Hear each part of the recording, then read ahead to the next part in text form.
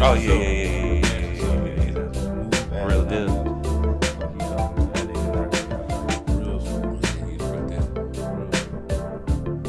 Welcome back.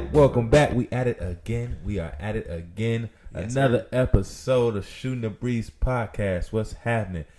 I am your host, Chef.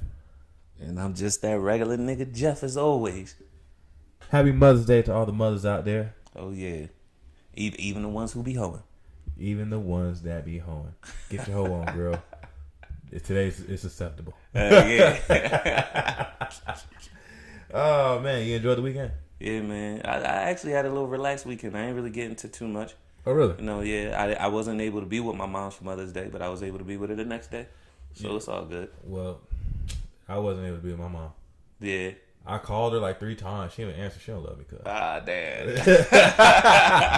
No, she sent me a text this morning. She was out with my sisters having a good time. Oh, all right. So, I mean, I guess it works out. She's out doing something. Yeah, you know. I ain't gonna be too mad. Oh man, this weekend was chill, but definitely a lot of stuff to talk about this week, man. For sure. I feel like it's always something to talk about. Always. So our first topic, of course, NBA playoffs. Ooh, what you think? It's gonna be another. Well, we in the final rounds now, right? Yeah, we're in the Eastern finals. Western Conference Finals. Mm-hmm. Well, I mean, the one game already happened, Yeah. and to be honest with you, I'm not surprised on how that went. Well, the game you're talking about is the Cavaliers versus Celtics game. Exactly. You know what, man? I won't be surprised either. Brad Stevens has them playing crazy right now, you know. Mm-hmm. And they were at home, and they came in there with a chip on their shoulder. Exactly. You know what I mean? Whereas LeBron was like, I'm assuming they're probably we've been here before. You know what I mean? They shouldn't be like that though. He shouldn't be like that. Like what was it? People say LeBron usually takes the first game off to figure somebody out, right? How do you feel about that? I'm not really big on that. I'm not a fan of that. Yeah, I'm not a big fan of that either because I automatically think of Jordan, and that nigga ain't taking no game off ever. Like that, he's trying to get it done. Even if he's trying to figure it out, yeah, he ain't gonna lollygag. Yeah, you know, I just feel like LeBron. I just look at it like this. Even when you look at some of the turnovers he had, it was just lackadaisical. Yeah, just shit, bro. I was like, what is this? And to be honest with you, I thought he was gonna come out playing way better because of what was the one twin? Which one is that? I get them so confused. Whichever one. Yeah, the twins. Everybody know what I'm talking about. That watch the sports. Yeah. But Marquis? Yeah, one of them motherfuckers. Yeah. But he was sitting over there saying like, "Oh, I guard LeBron the best," all of that. Like, first off, don't nobody guard LeBron nothing. But maybe Kawhi. Maybe so. I mean, Kawhi is just so far in the back of my mind, I forgot about him. To be honest with you. But he talking about he's the best at guard LeBron. That shit. I thought LeBron was gonna come out and drop fucking 60 on this nigga when he said that. Kobe would have. Exactly. See, I respect LeBron as an intelligent, very intelligent. He's very intelligent player. Hey, you know where he got that intelligent part from? Who? Shane Battier, Duke, all day. I mean, hey, he got to get it from somebody. Any chance to get some daggone Duke? Nobody care about Duke, man. Hey, man, shit next year. Like I had it this year, right? Things happen. Yeah, it always happen with y'all. How about VCU beating them? Anyway, so I was thinking about this. Do you think the Celtics have a chance of beating them? I mean, yeah, they definitely have a chance of beating them. Do I think they will beat them? Nah. Why not? I don't think they will. I just feel like LeBron James is just going to end up turning into LeBron James. That to be like they are very good coached very good, but I just still feel like their key players are still inexperienced. Granted, they're not playing like they're inexperienced at all. Not at all. But this is LeBron. And when it's LeBron, I just gotta I don't know. LeBron can get it done. He can get it done against them. Now, Western Conference, that's something different. If he goes to the final and play them. Well, I'm picking Cleveland to beat Boston, right? Yeah. But it's not by a large margin. Yeah. Yeah. I think agree this with you on series that. can go 7 games. I think it is on 7 games. Yeah. Because Boston is like 8-0 at home. Yeah, they something crazy right now. And so do you got them going up 2-0? No. All right. No. So they gonna break that streak. But I say that with hesitation. Yeah. Boston's well coached, and they got multiple guys that can give you 20. Talent, boy. Multiple guys that can give you 20 in this system is pretty miraculous. In Cleveland, I mean, Kevin Love, like LeBron has to be LeBron. It's like LeBron built this car, right? Yeah. He's the engine. If the engine ain't revving up, you can't complain about the windshield wipers not working. You feel me? Yeah, I feel you on that one. Like if LeBron's playing lackadaisical and lethargic, then they not winning. It's gonna be a result like this every single time. Every single time, because it's not gonna happen. The players that he has put around himself aren't built to get a bucket like that. Only one person can do something like that on this team right now. That's like J.R. Smith, but he's not consistent. Yeah, he's not consistent. You know what I mean? And he even him is somewhat. You know what I mean? So LeBron can't come out and play like that. But hypothetically, let me throw this at you. Mm-hmm. What happens if the Celtics do beat the Cavs? What do you think the butterfly effect is? The butterfly effect? If they do beat the Cavs, Kyrie's gone. Kyrie's gone. Even if it's Kawhi or not, he's gone. You think so? He's gone for sure. Why is that? Because they're gonna have to pay him even bigger money. He still got, I think, 2 years left after this season. Okay. And then I feel as though why would they sign him when they still have Rozier and Smart? And they haven't. Granted, I think Kyrie is better than both of them, but they have not took a downslope since he been out. Everybody thought it was over when Kyrie lost. They thought that, the Bucks took him to 7, and as good as they playing right now, I'm surprised the Bucks even took him to 7 because everybody else, ever since that happened, they've been mopping the floor with people. I won't say mopping the floor because they didn't mop the floor with us. They beat us they mopped the floor with us the first game. But the other 3, they was close. Yeah, I feel you. Now, I would agree with that. But I think they'll probably trade Kyrie packaged with somebody else. Yeah, maybe. And try to get like a top 10 player. Maybe like that. Who's that white dude? What's his name? Baines or some shit like that. Ill. They might get rid of him. Who would want Baines though? I don't know. I feel like he's one of those centers that low key people would want. I mean, you think so? I think so, man. I don't really think he that good, but he's not bad. I ain't saying. I feel like he's like he's gonna be value like what's that dude Ashik or whatever back in the day. I used to play with Houston. Yeah, then niggas just disappeared. Yeah, I think he went to the Pelicans. Yeah. And he might still be on their roster, getting paid. He got broke off. Warming that bench. Got broke off, and I think ever since he got broke off, the nigga hasn't even been seen. You know what? I think paying, there's always been this conversation about how players are getting paid nowadays, and they haven't won anything. Exactly, they haven't done anything, but they're valuable. You know what I mean?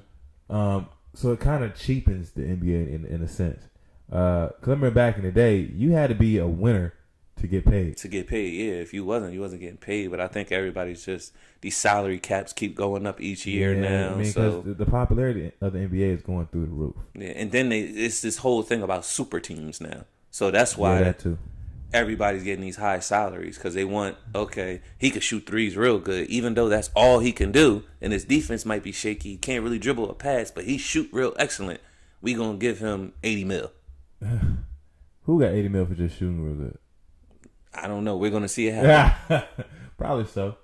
I mean, but I do see Kyrie getting up out of there. And they're going. I mean, Danny Ainge is really, really doing a good job over there, and the team he's put around Kyrie. And I mean, Kyrie's a miniature guy, man.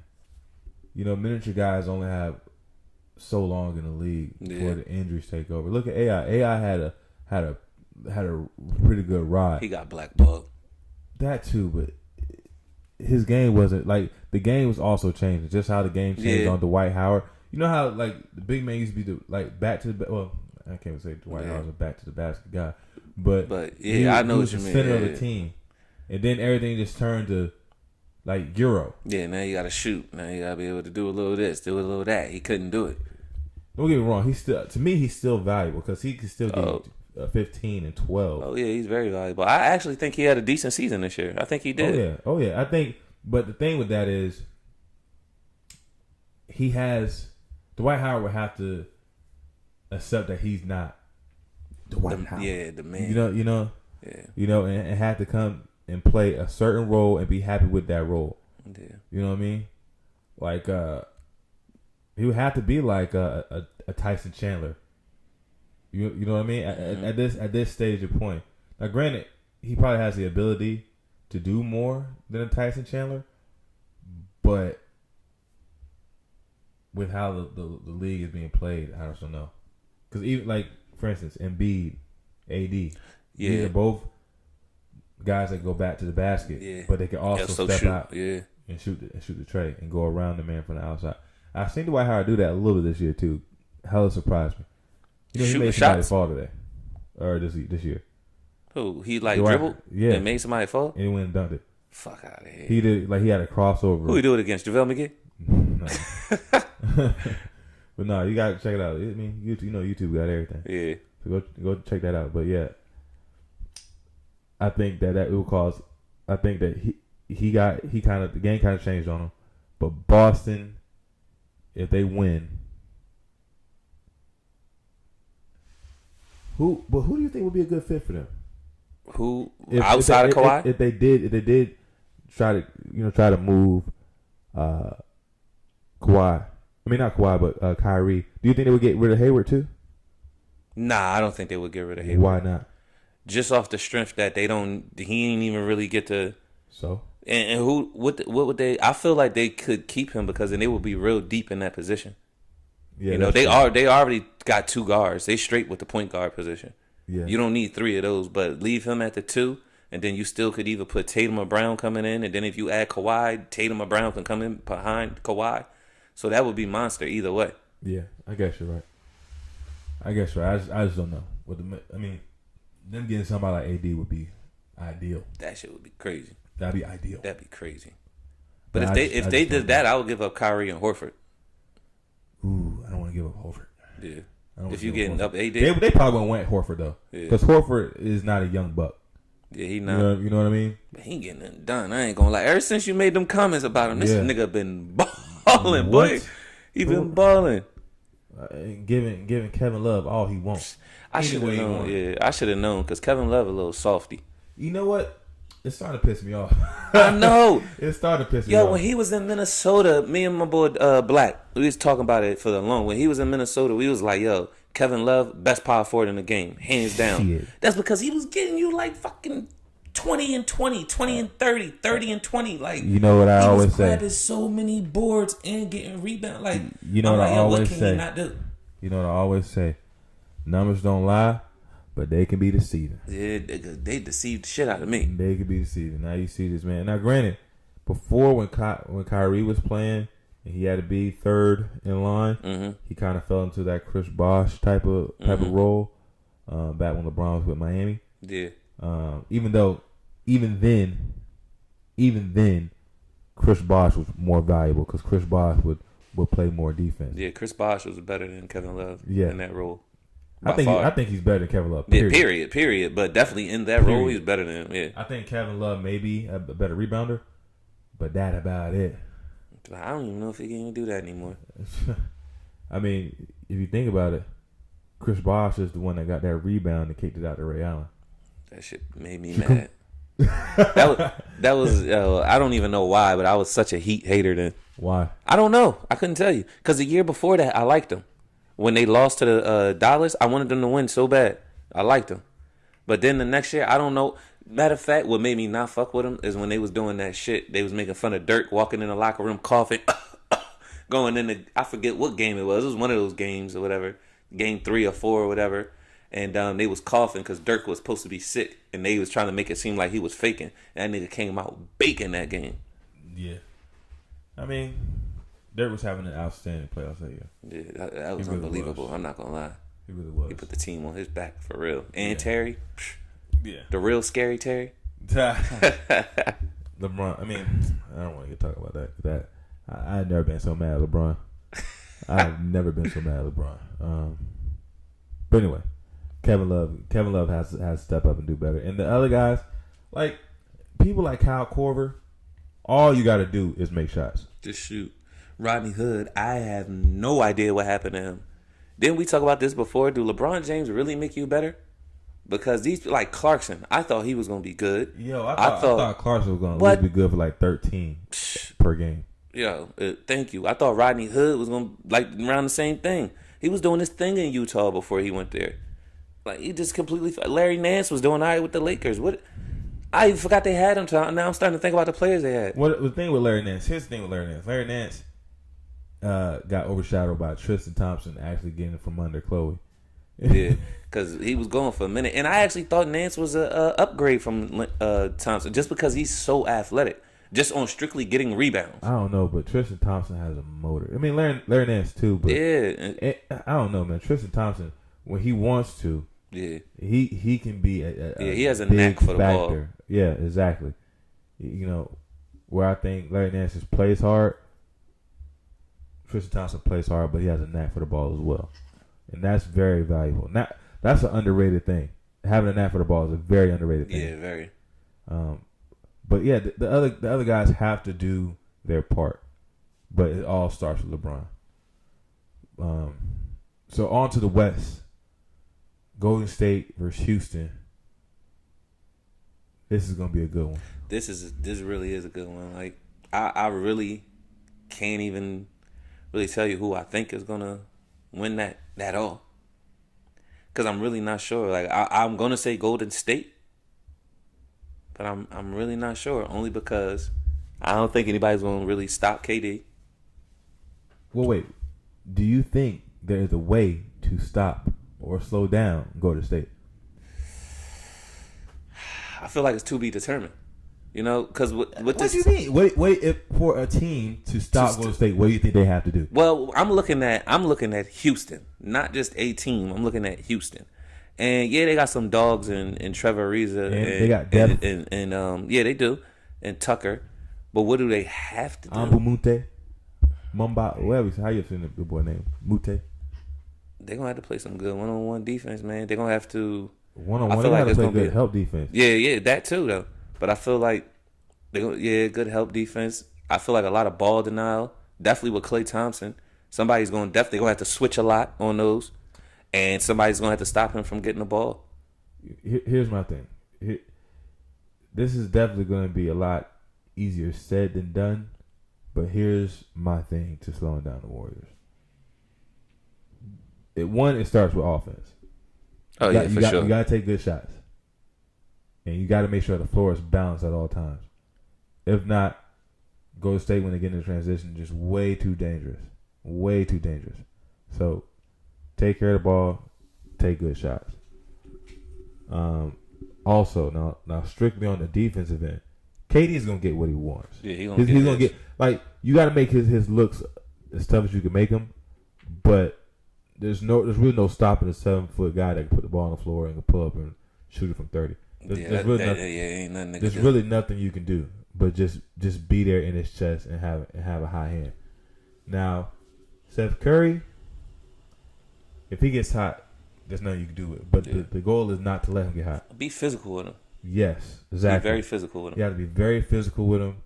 And you have to have great help on these screens because he's going to be running like a madman. But those two are going to be, you know what I'm saying? They're basically, they're gonna get what they get. Yeah. The key is shutting down Klay Thompson. Yeah, that's what I'm trying to say. That's gonna be the real key. Don't let him get hot. And the thing with Klay Thompson is, you have to be so disciplined and focused on guarding him.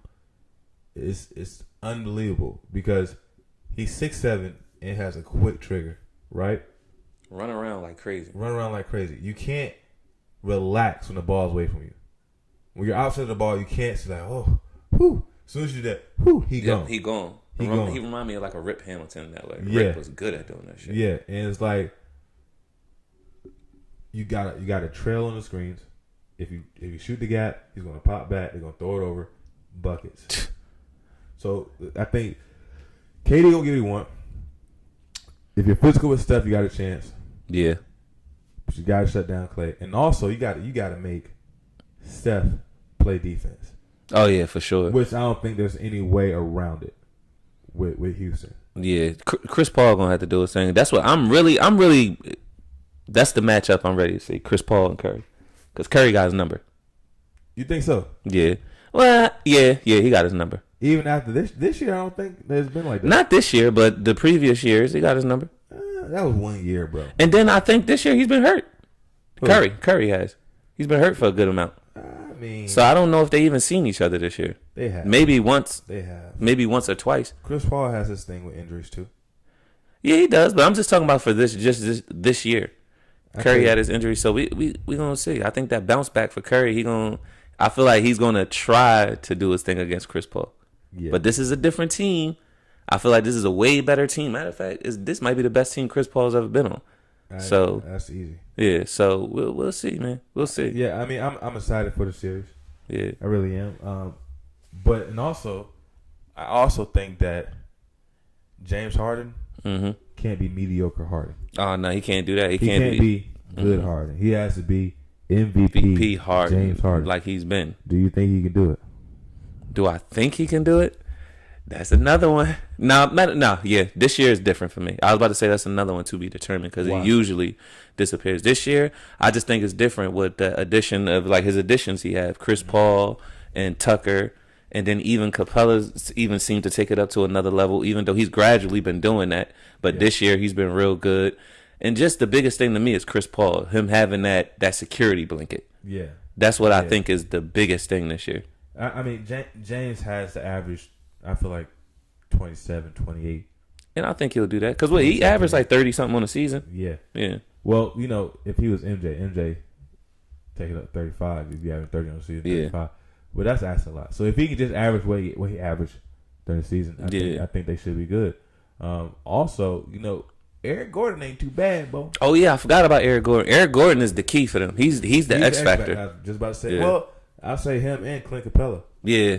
Clint Capella has quietly been, especially in these playoffs, he's been quietly doing his thing. Do you think AD is a center or is he a power forward? AD? Yeah. He's a power forward. All right. So would you say Capella is the best center in the league this year? No. Who? Embiid. All right. You're right. Embiid. I'm just asking. Boogie Cousins is a center. Yeah. Well, Cousins, I just watched him out because he got hurt, but I was thinking about Cousins. I always have Cousins my best center, and I'm a Sixers fan. Well, AD, I think he did play center once Boogie got hurt. Yeah. So I guess he is too. Yeah, but no, Capella has been. This is his best season to me, I think, by far. Yeah, and that's the thing. They're gonna have to break that man off. He playing like a Tyson Chandler to me. Better than Tyson Chandler. Yeah, I know, but he's playing like a Tyson Chandler. Like in the way he's still moving. Like I feel like a lot of his stuff is screens. They throw him the lob and then his blocks and all that. I haven't seen a big run like Tyson Chandler ran the floor. Not like Capella though. Capella is he might get a ticket for speeding because he be getting it, man. I bet you play soccer or some shit. You need light on his feet. Probably so. Yeah. Probably so. So quick predictions for tonight's game and for game 2 of the Celtics Cavs. I'm not Celtics Cavs. That's hard for me to say. I'm hesitant to say it, but I'm gonna say the Cavs gonna win game 2. I'm gonna say they're gonna win game 2. Okay. And for this Houston Warrior series, I'm gonna give Warriors game 1. Okay, I'm gonna go Houston. Okay. And then I'm gonna go Boston. Ah. I know I said. All right, yeah, I know you said it. I said that I think the Cavs gonna get it, but I'm gonna go Boston. Boston. And I'm hesitant on that one. I mean, I don't know, man. The Cavs don't ever leave you any space to have faith in them. Yeah. They don't give you no room to have faith in them. Just man. that. Jeez, they just make it hard. Like if I was a Cleveland, like if I was a real diehard Cleveland fan, I would have gray hair. Oh yeah, fucking with these guys. Stress. What? But don't worry, next year you ain't gonna have no stress because LeBron will be gone. They gonna go back to having no fans coming to the game and all of that. God. Economy gonna drop. They gonna blame LeBron. Oh, LeBron, you cost my job. Damn, ain't that kind of crazy? That is crazy. Like, damn, that was crazy when he first left Cleveland. Like, bars lost money in downtown, all of that shit. Everything around the stadium just lost so much money. Look, I never been to Cleveland to hang out, but just from what it sounds like, remember that Joakim Noah quote where he was like, "Who wants to play in Cleveland?" Yeah, I do remember that. I forgot about that. I mean, Cleveland does not seem like the destination. Nobody's going there for a vacation. All they right? probably got some stuff in there. You never know, man. It might have some little low key bars. Yeah. Like that. It just be jumping, but I don't know. I doubt that. It ain't nothing worth traveling there for. You probably do the same thing out here. No, only time I go to Cleveland unless I'm stopping, I got a layover. You taking a road trip? You got to use a rest stop. What? Yeah, I ain't stopping in Cleveland. What for? What? Especially next year. If LeBron's for that, I might stop there for a game. Or something. Yeah. Next year, he ain't gonna be there. So hey, man, the Browns gonna do it. Anyway, on to another sport, UFC. Do you ever watch UFC? Yeah, I watch it here and there. I was actually just watching it this past weekend. I was trying to watch a Lomachenko fight, but you know me, do it the cheap way. Got a fire stick. It told me it was Lomachenko versus whoever he's fighting, but it was this UFC fights on, so I just ended up watching that. Yeah. So I mean, I watch UFC from time to time. My wife's more of a fan of UFC than I am. I'm all about boxing. But however, some interesting story came up over this weekend. Mm-hmm. On the female side, nonetheless, there was a title fight between Nunes and Pennington. And Nunes, I'm not too familiar with the girl Pennington, but Nunes is a beast. I know for sure. She's the one who knocked up, what's the girl name? Ronda Rousey. Had Ronda Rousey looking like an infant. Yeah. Knocked her against the fence and was just it looked like she was slipping on, on cartoons how they how they be slipping the whole time trying to catch their bounce. She dumb as hell trying to box with her. Stick to your guns. Yeah. Stick to your guns, and then however it turns out, that's how it's gonna turn out. Exactly. But when you try to prove a point and you know that ain't your cup of tea, you she find an uphill battle. And she learned quickly. She shouldn't even have came back because you could tell she didn't want to come back. And then she got that. She was already talking about retirement before that fight. She should have. Yeah. The thing is, there was so much pressure on.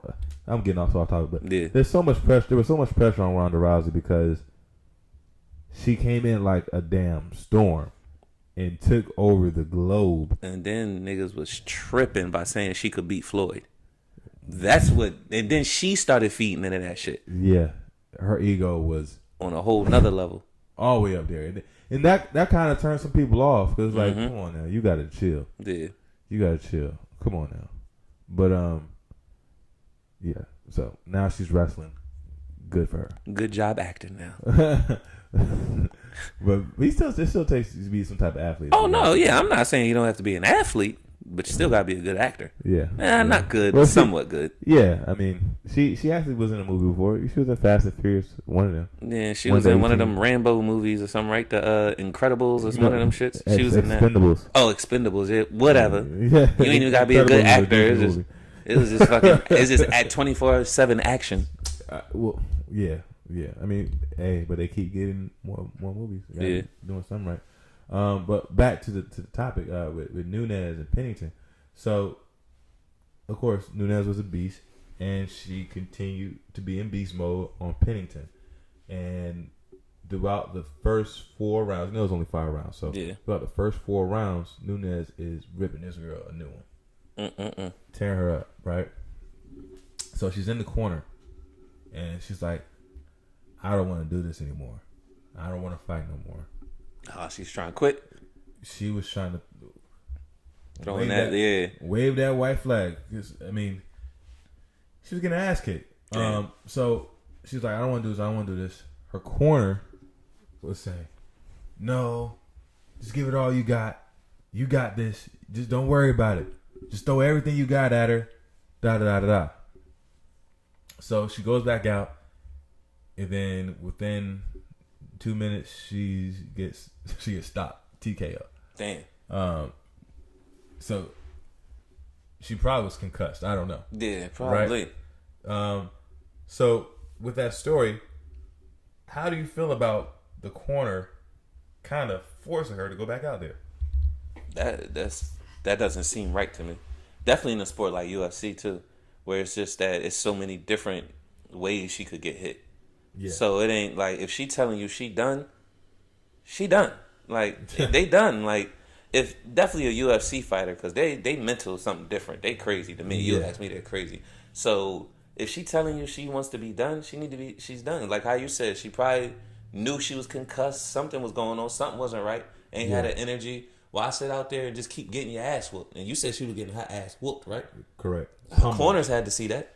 Correct. I know they seen it. She obviously knew she was getting her ass whooped. Yeah.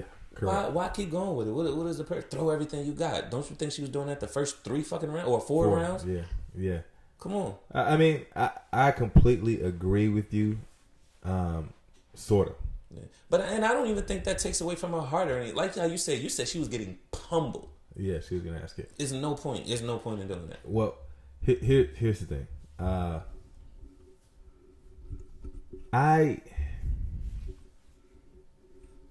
think it's kind of crazy. I think the fighter should have the power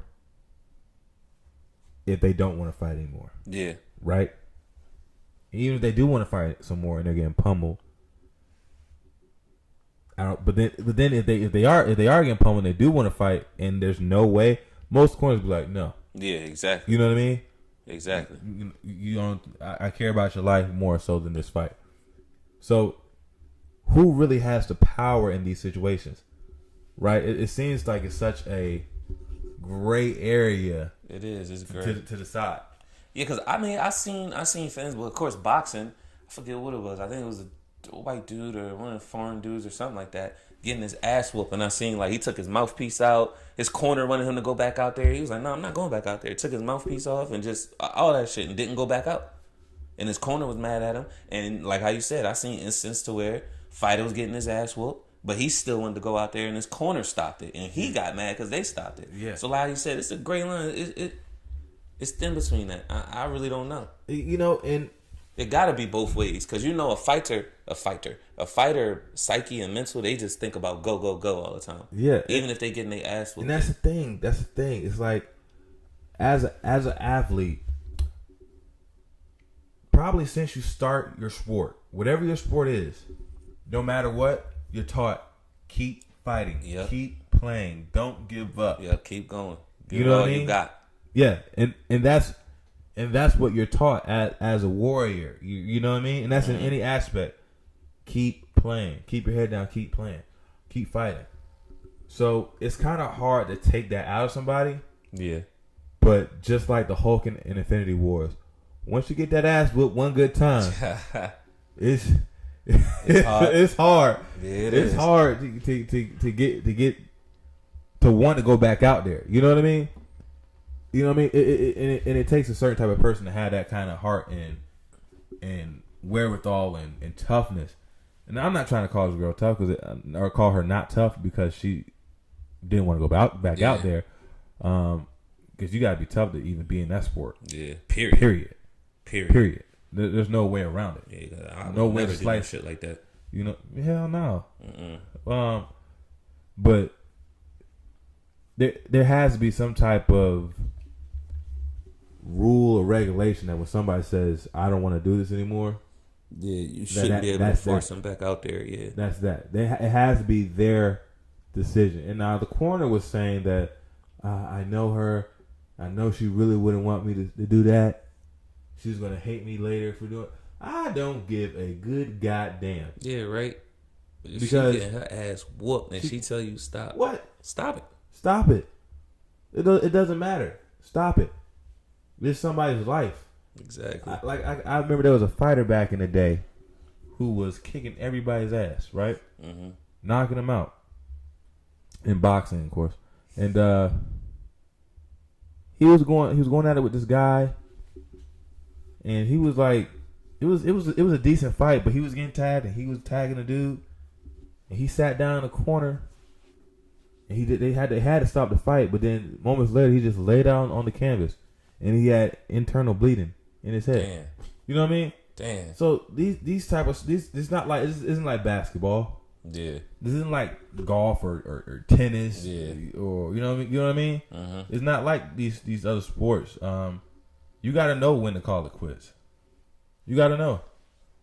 Yeah, for You sure. you got to be like in the corner. You got to be able to look in your fighter's eyes and see if they really can do this or really want to do this. Yep. You know what I mean? And as a fighter, you got to look at yourself and be like, she probably got a family. Exactly. You got like all this stuff. You got to think about and weigh before you make a stupid decision. Exactly, because that's so crazy to me that they forced her back out there. Because like how you saying, she could have a family, husband, kids. You know, she got people to go home to. Even if she don't even have a family, she got family still that care about her and everything like that. So you got to be more concerned about her well-being than winning that fight. Speaking of, I couldn't be no fighter and have my family in the crowd and me be getting my ass. Yeah. Could you imagine having a son? Damn, Dad, you ain't shit. Damn. Hey, you know, getting your ass kicked. Yeah. You can't ever threaten your son no more. Yeah, right. Hey, don't make me call. What's his name? Right. Come on, put them. What Kevin Hart said. Put them paws on. Yeah, right. This is octopus.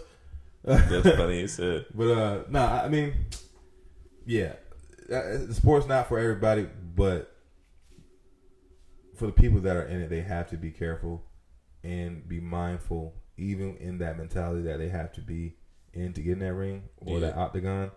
They have to think about their future. Look at Muhammad Ali. Yeah, man, you don't want to be doing this too long. You know what I mean? Like Ali is the greatest, right? Everybody loved him. Yeah. But I would much rather him not be the greatest and still and he could have lived the rest of his life with being able to function correctly. He could have still been like a Walt Frazier. Not Walt Frazier. Who? What's that nigga name? Frazier, the fighter. Joe Frazier. Yeah, it could have been like Joe Frazier. Joe Frazier, you know, he's still alive, living well. What, he only beat died now. What? Oh, damn, he dead? Yeah. Damn, I need to get my shit straight. Oh, well, never mind. Fuck my point up. but he was still functioning when before he died. You know what I mean? Yeah, I get where you're going at. That's funny. But look, I mean, I'm pretty sure Ali's family look at Ali like this. He should retire after that Foreman fight. Yeah. Nothing else for him to prove. Yeah, nothing. Just go ahead and retire. And who's to say he still might have had those issues? Mm-hmm. But I mean, I don't think so. Yeah, it was no reason going up against George Foreman. He was a young fucking beast. There was no point in after you beat him. Yeah, exactly. People gotta know when to call it quits. Like the Charlo twins, they plan on retiring like 34. At 34. Yeah. How old are they right now? Like 27, 28, 29 maybe. Yeah, that's smart. They're not trying to fight. Yeah, they're not trying to fight for forever. Don't be like no Roy Jones. Yeah. Or Bernard Hopkins. See, B Hop's different though, because granted he should have called it quits like a year before he did, but he was still beating niggas up. He was, but it wasn't the same. Like he was never a knockout artist. It's usually points, and then as he got older, it was kind of boring to watch his fights. Oh yeah, but it was kind of boring. But I mean, yeah, he was that still paycheck. He was still winning. Yeah, I guess so. But then he got dropped by somebody. Yeah, I thought knocked him out of the ring. Yeah, that's definitely. Didn't he retire after that? Yeah. But I feel to me, and I thought he was still good then. He should have retired when he lost to Kyle Zaggy. I think it was. Isn't that his name? Yeah. I thought he should have retired after that. You still, man, hell no, I ain't going out with no loss now. Yeah. Well, I'm just saying that's what I thought. Because he still, I thought he won that fight.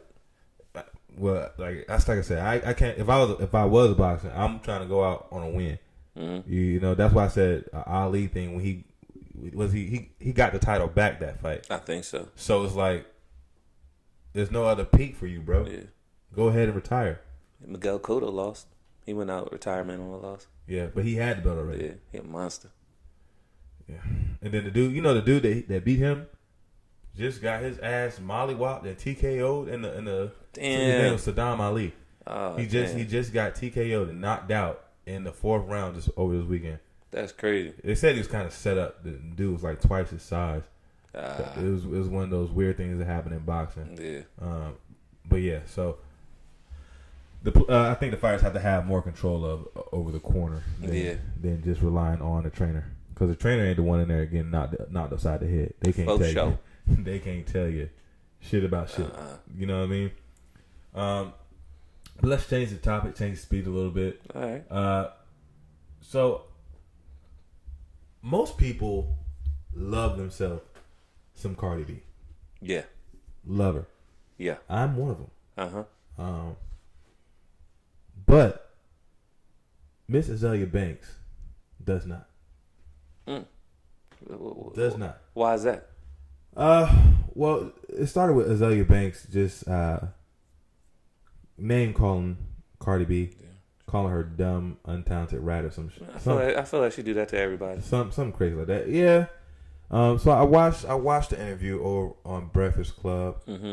and her reasoning behind it was she was trying to compare like a Cardi B to like a Lauryn Hill, and how Lauryn Hill was, she was just her thing was she represented what a black woman should be, mm-hmm. and she feels like Cardi B really doesn't. Ain't she like Spanish or something? But she is. But you know how that. I know how that is. I mean, she identifies as black, I guess. But you know how that works. First off, I don't care what nobody say. Yeah. Indians, yeah, Africans, yeah, Hispanics, mm-hmm. the African Americans. We all may have different cultures that were built, and structured. But we all are people of color, and we all come from the motherland. Yeah. So, save all that. I mean, and if you look black in America, you're black. Yeah, well, she looks Spanish to me. I get what you're saying. She's black. Yeah, I get what you're saying. Raps. They ain't gonna say, she's a Latino rapper. They say Tekashi 6ix9ine, he black? I don't know it's the same thing. He Mexican. It's the same exact thing. Is he Mexican? Yeah, he Mexican. They gonna call him a nigga. I mean, he be saying nigga all of that shit. So you mean if Tekashi 6ix9ine walk into a random racist place, they're gonna say, "Oh, he's a wetback." No, they're gonna say he's a nigga. Yeah, probably. I mean, probably. That's what I'm saying. So. Yeah. So don't hit me with the Hispanic stuff, Cardi B. No, but I'm just saying when with Azalea Banks comparing her to Lauryn Hill, I'm just like what, and then saying what she do. Okay, well maybe she's saying women of color. Yeah, but I just don't even get the sense of the Lauryn Hill period anyway of just comparing her to that artist. They make two totally different kind of music. Well, she's not talking about the music. She's talking about the image of just what they represent. Yes, but that's today. Black or women of color. When is the last time we had a woman that represent anything right, like of color? Besides of a no, I meant to say of color. That's in. Let me finish myself. Yeah, you better clean it up. Clean it up. When is the last time a woman of color that's in the music industry represented their self right? Rhapsody. And that was when? Last year. She was nominated for a Grammy. Who's Rhapsody? You gotta get up. You gotta step up on your shit then. Exactly. She's not a figure. How? She's not a figure. She's not a figure. If I don't know, nominated for a Grammy. So you are the measuring stick. The chick that did "Call Me Maybe" won a Grammy. What the hell does that mean? That doesn't mean anything. Macklemore won a fucking Grammy. That doesn't mean. Okay. Well, I don't know. Was the "Call Me Maybe" for Song of the Year? I have no idea. I just know she won a Grammy. She was nominated with Kendrick Lamar, Jay-Z, Yeah, I mean, all these other great artists, raps don't. Hey, don't get on raps. No, I'm just saying I don't know who she is. Tink. If I don't, and you know, I'm heavy into music. At least I like to think I am. Do you think? Okay. If I don't know who you are, then you're not that big. I ain't trying to say she's big, but she's not that big. She's not a megastar. That's what I'm saying. So that's why she's not influential on the youth. Nobody's really paying attention to her. Man, people pay attention to rap. We gotta have. I'm talking about kids and stuff, because that's at the end of the day who we talking about. When you grown, you don't really need to look and follow and imitate people. It's the younger people who do that. If you're limited to rap, or are you limited to people? I'm just limited to people that's popular. Celebrity? That's just popular. Yeah, popular women in the music. Haddish. Who? Oh my God, I said popular in the music game. Well, I said I just clarified I said celebrities, and you were like, yeah. Well, no, I was saying music game. In the music game. All right. Well, because that's what she's talking about. Because we're talking about comparing to Lauryn Hill. Lauryn Hill was big. She was known worldwide. Okay. Cardi B, Nicki Minaj, they known worldwide. Those are the only two people I can really think of that's on the scale, and that's the image that they give out. So when you comparing Cardi B to Lauryn Hill, they give out two totally different images. Okay, well, Azalea Banks was also saying how even though Nicki Minaj dresses provocative, when she speaks, she sounds educated. Well, I agree with her on that. I always said that. I was just talking to some girl at work the other day, and just like Nicki don't really like in the videos you see Nicki, being sexual and all that stuff. In performance, you might see Nicki being sexual, provocative, but when she talks and she's in certain places, you don't really see her. Well, that's like her acting background. That might be true. Definitely, that might be true. What Azalea Banks was going at is how Cardi B is. Yeah, no, I even said that with a girl at work the other day. I was just like, I can't even stand to watch a Cardi B interview because the whole time it's like, what's going on? What's going on? You ain't even saying nothing. Oh my God, what she do?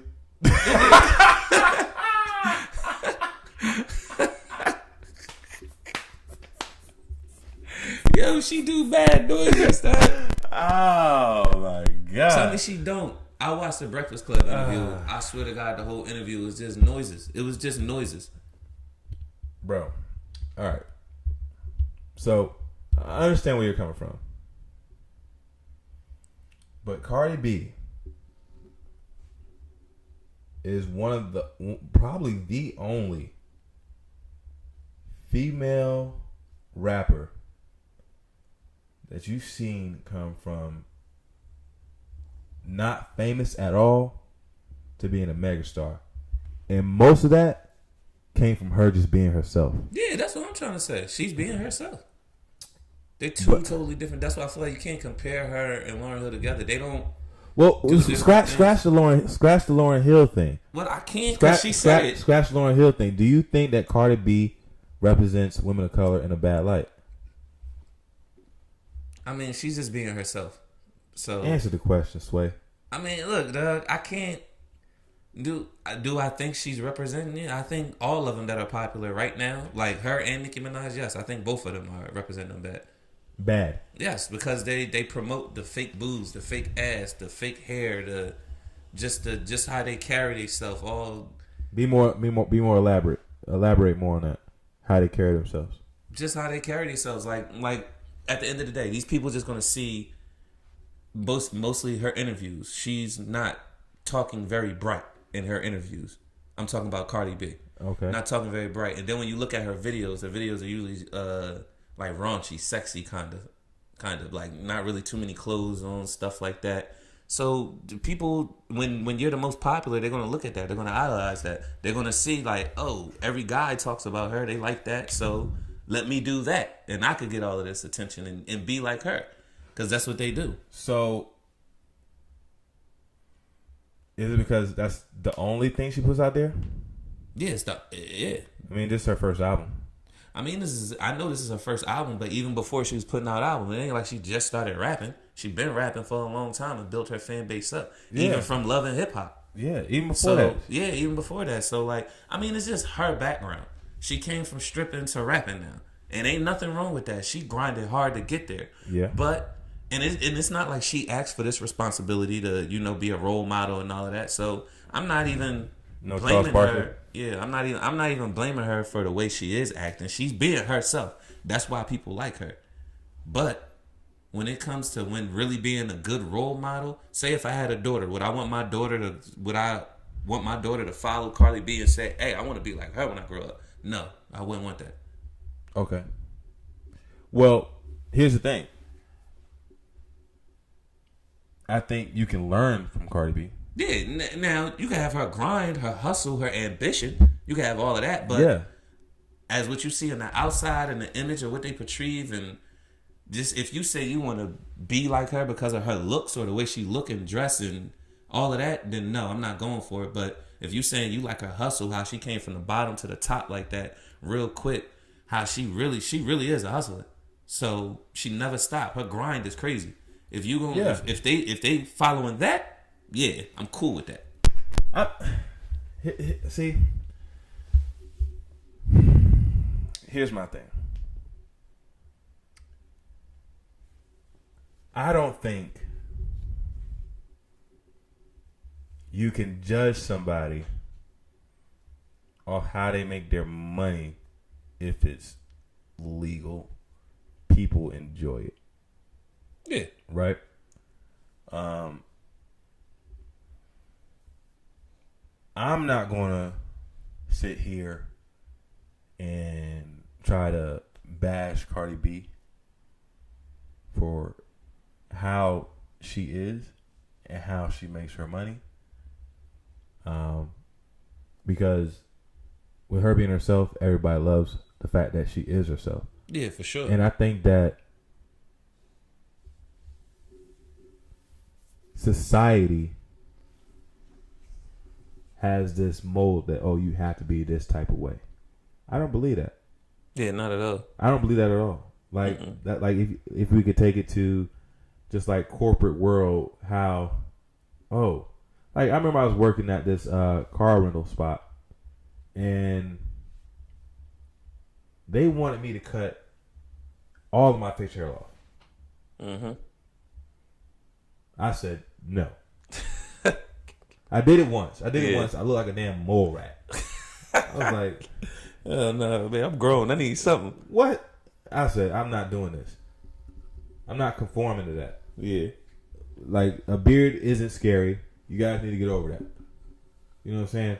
I'm not gonna, like, just like for women, they don't, like, if you want to wear your hair natural and it's afro, there's nothing unprofessional about an afro. Yeah, nothing at all. You know what I mean?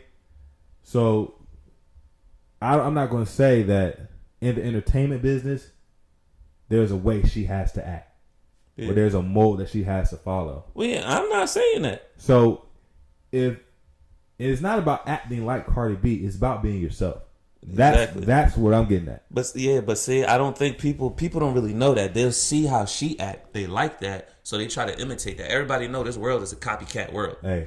Who raised you? Yeah, that's what it comes down to. Exactly. Who raised you? And nowadays the TV, the TV shows, the music, these that's what raised people. I'm not trying to hear that, bro. You gotta hear it. Look, bro. Look, all day, every day. When I was at home, you get influenced from TV. Yeah, no, you get raised by the television. I'm trying to tell you. I did. My mom worked 2 jobs. She was never home. What I had the people on TV to look at. That's what I had. Those people were the people you wanted to idolize and be like. I didn't want to be like my mom and dad. They was working a regular ass job. They ain't had nothing flossy and fancy. I idolized the people who had the things that I idolized at that time when I was a younger kid, and that's what I'm getting at. I'm not talking about she don't influence people like us. She don't influence. If you in your mid-20s and she make you think some kind of way, well then you a fool. I think she influenced the young youth going up now. That's what I think she influenced. So. When and I'm not trying to say change the way you act. I'll give 21 Savage as an example. Nigga rap about guns, all of that shit 24/7. But then when you hear him in his interviews, he talks like a businessman. He talks about owning masters. He talks about doing things the right way, being smart, not spending his money, investing, stuff like that. Stuff you would never think he would even think about talking about when you listen to his music. But when you hear his interviews, you like, all right, he not dumb. I thought he was dumb. He's not dumb.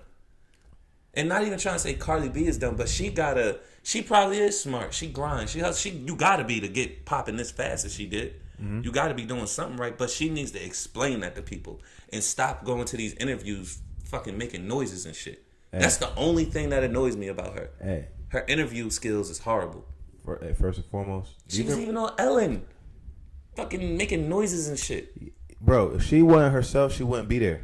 I know, I'm not trying to say that, but at the end of the day, you can still be yourself. You could be yourself when Ellen's done. You off the air. That's what I'm trying to say. When you on the air and you have these young people, the young people for the most part, that's who I'm talking about. Because that's who you influencing at the end of the day. You're not influencing me. I'm about to be 32 years old.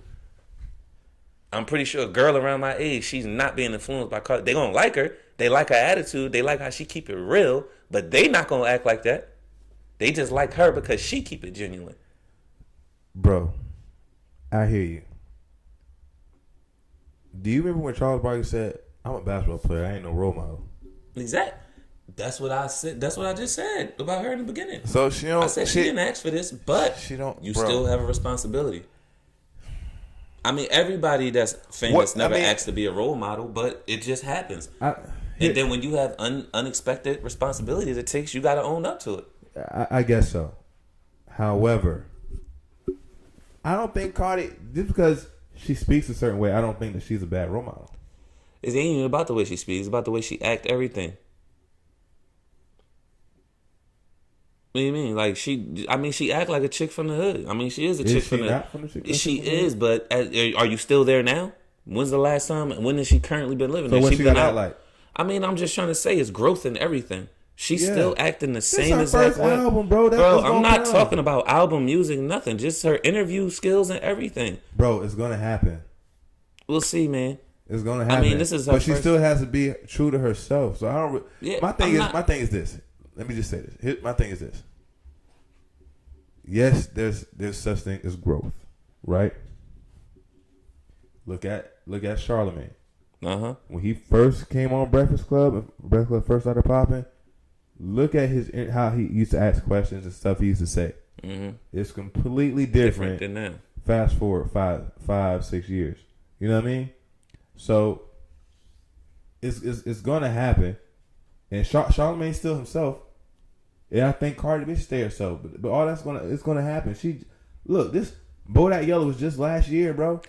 Even before Bodak Yellow was just her first. No, Bodak Yellow was her first major hit. But I'm saying major hit. She been on the scene. Was she a role model back then? Been on the scene. Was she a megastar back then? No, she wasn't. She was a big star though. No, she wasn't. Yeah, she was. Love and Hip Hop got her popular. All these people knew. You think Ellen knew about Cardi B back when she was on Love and Hip Hop? We're not talking about Ellen. Aren't we talking about the people that she affecting? Her real fans that follow her. The Ellen and people like that. They only go to you when you're real popular.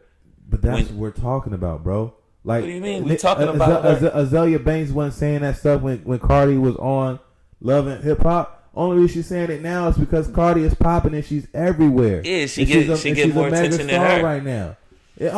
Even if she is hating, it's only reason she can say that type of stuff and say how she's portraying black women. Because if she's on Love and Hip Hop, only people that are gonna see that shit is black people and people of the culture. The fact that she's in front of everybody, the fact that she's on Ellen, the fact that she's getting interviewed at the Mega Gala, whatever the thing is. Yeah. That's why it's such a big deal, because she's in front of everybody now. Now everybody sees her. Now everybody's paying attention. She has a hit record. She has probably multiple hit records now. Then she has all these different things popping off for her. Now that's why she's a role model now. And that's why people are looking up, like little kids look up to, because they probably know who she is. But even with that, bro, I hate when people try to take responsibility away from parents. No, it's definitely responsibility on parents. My nephew. Yeah. You know my nephew. That's a wild boy. Yeah. But he's smart as I don't know what. Smart as hell. You know what I mean? And when I'm down there and I see him do something that he might have seen on TV. Yeah. I said, hey, we don't do that. Exactly. But I don't give a damn. We don't do that. And as a parent, and as a parent or uncle or somebody of authority in a child's life, it's on you I don't care. TV is TV, and it's always been TV since 1963. Yeah. You gotta go out. You gotta go out here, and you gotta raise your kids the right way. I'm not trying to hear it. I hear you on that one. A lot of people don't though. Well, that, like I said, that's A not lot on Cardi of people B. don't. That's It's not not on on Cardi her, B. but the fact that they do idolize her and everything is just a responsibility that you have. That's all it is. Can we disagree to disagree? Because I just feel like Yeah, we can. I just feel like It's just a responsibility that she has to have, listen. even though it's unwanted. When people not of color do whatever they do to get famous, we never had this thing like, oh, you represent. You think white people be like, oh, you represent white people the wrong way? No, I like when white people act ignorant because everybody think that they don't. Everybody acts ignorant. Exactly, but a lot of people think that they don't. Nobody's exempt. But I'm just saying though, I don't want to try to sit here and be like, oh, she can't act like that. All right, I can't. No, I ain't saying she can't. Just her interview skills. That's the only thing I'm talking about. Her. you think so? You're just saying she needs better interview skills, Exactly. That's what I've been saying from the gate. bro. But all I'm saying is, her interviews, how she's been behaving in her interviews, is why people love her. I don't think she should change. No, yeah, her personality and stuff like that. At some point, it got to stop. Now, here's my thing. I think she could still make the noises. I think she should articulate herself a little bit better. Exactly. Like, but that's what still, I'm saying. But the still, whole interview just be fucking noises. You can articulate yourself better and still make noises and be crazy. You can do that. You can, but she's not doing that. Bro, that's the thing I'm saying. Bro, but ask when I was talking about the whole Charlamagne thing. It's gonna take time. She just got in front of a camera, bro. Like she's just like, even on Love and Hip Hop, she was basically told to act that way. They promoted her acting, be yourself times 10. Yeah. You know what I'm saying? But now that she's saying she's all these different platforms, now it's going to take some time for her to get that training to be able to articulate herself the right way and come across and be able to get her point across in a special way. Now, it's going to take time. It's going to take time. Yeah. Well, yeah. And I think she'll get there. Yeah. I think she'll get there. Could, I hope so. I love Cardi B. I hope everything like goes well. I like it. I don't love her. I like it. Yeah. You know, how come nobody says nothing about Marilyn Monroe about this type shit? Well, Marilyn Monroe, she was a hoe. I know that. But everybody got a picture of her. Why is she so beloved? Girls love hoe bitches. That's a fact. Let's talk about this. That's a fact, though. Let's talk about this. Betty Boop, Betty Bop, that cartoon. She was a cartoon hoe. Was she a hoe? Yes. She was fucking on camera? Nigga, she was the cartoon version of Marilyn Monroe. That's what that cartoon was based off of. Okay. Well, here's my thing. Madonna, hoe. People, they idolize hoes because they just their selves. So wait, Rihanna. Is Rihanna a hoe? Nigga, how many niggas she been with? How many niggas you done seen her with? Bouncing around. I heard Jay was hitting that when he was with Beyonce. Before they got married? It was either before or right when they had got married. One of the two.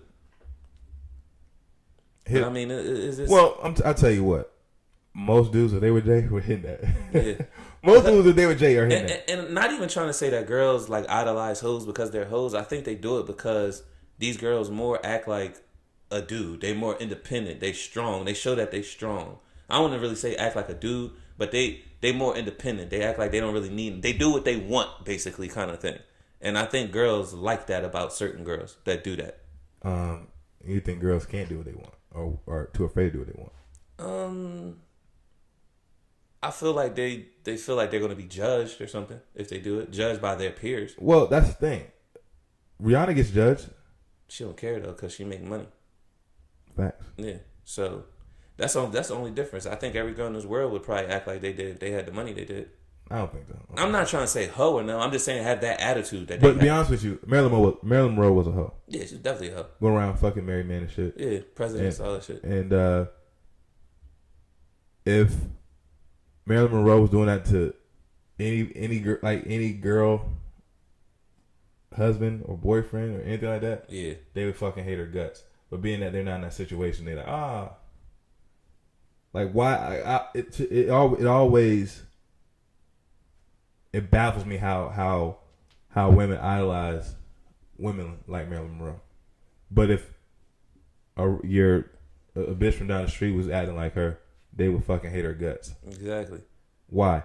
I don't know. Women, I need a woman to explain that in the comments. Please explain that to me. I don't understand. I really don't understand. It annoys me to the max. I don't understand how you can sit here and hate hoes, but then love like Marilyn famous Monroe hoes. shit. Like, Yeah, well, famous hoes. The fact that they know a lot of people, or a lot of people know them, you love them. The day I see a girl with a picture of a porn star on her shirt or just hung up on her wall, I'll probably be happy. I mean, shit. I mean, I really don't get it. I really don't get it. Somebody explain this to me. What has Marilyn Monroe done to deserve all this glory that she gets? She sung to the president. Mr. President. Well, I don't get it. Somebody please explain this to me. And she stood over a vent that was blowing up and she was pulling her dress down. Please explain it to me. Mm-hmm. What has she done? Now, she could have done a lot of stuff. She could be a philanthropist. I have no clue. I have never heard Marilyn Monroe and philanthropist in the same sentence. To be honest about you, I heard about I feel like she's more popular with sleeping with or cheating with the president than her music. She had music? Yeah, I think so. Right? Did you make that up? Did she have music? I don't know. Oh, I'm assuming she sung to the president. I thought she did music. All I'm saying is she's known for being a provocative hoe. Yeah, exactly. That's what I'm trying to say. I don't know. I thought she did music because she sung to the president. Yeah, that was probably her music. I love you. Mm-hmm. That was her humming on the dick. Anyway, but yeah, so I need. Please, ladies, in the comment section, please fill me in like Craig David. So yeah, I think Cardi B. The close is out. I think Cardi B should continue to be herself, but continue to have growth. Exactly, I agree with that. Be yourself, and just social growth sooner than later. Get it when you get it. Sooner than later. Get it how you get it. Because you got to grow with your popularity. If your popularity rises fast, you got to mature fast. Now that is facts. I guess so. So on to album review. Hey, this week we are reviewing Shrimp Life. Hey, three. Hey, Ray Shrimmer, third album. Have you heard it? I heard some of the songs off of it. You know, it's a 3-disc album, so it's a lot to listen to. A lot of tracks. Yeah, a lot of tracks. A whole lot of tracks. a lot of tracks. Yeah, man. I've actually heard it. You heard the whole thing? Yeah, I've been listening to it, man. Damn, boy. I listened to the whole thing like once. All right. You know, that's still impressive. I was taking trips, man. Yeah. I had trips. I had time. But yeah, I like it, man. I like it. Ray Shrimmer has never let me down, to be honest with you. Yeah. Ever since No Flex Zone. Hey. You know, we look. Hey, do you remember that time we was in Florida actually, and me, you, and Addie, we all went to the DJ booth like twice to get him to play that song. This was before it really broke. This was before it really broke, and we were already on our level then too. Yeah. So when he finally played that jump, we almost tore the club up. Yeah, we did. We almost tore the club up. We left out of there drunk. No drinking and driving. You don't remove that. Got back to the crib. I turned on my car and played it. This is like 2:30 in the morning. Yeah. And I was, I had the subs in my trunk. So I turned it all the way to the max. It was playing No Flex Zone. What? We were jumping on cars, dancing on cars and fool, shit. Man, yeah. I know they wanted to call the police. That shit was, but that's back when 519 was still kind of hood. Yeah, so they probably was dancing with us. Yeah, right. I forgot about that. That's when we still had the little hoodlums living across the street. Yeah. Oh man. Yeah. So anyway, that was a good time. But anyway, Ray Shrimmer has never let me down. The first album, loved it. Second album, loved it. Yes, sir. Now this album, I love it because their art. Like they got to break it down. You got the Swaycation, and you got, I can't remember Slim Jimmy, what his album's called. Yeah. On his side or disc or whatever. Yeah. But I don't know how to say that.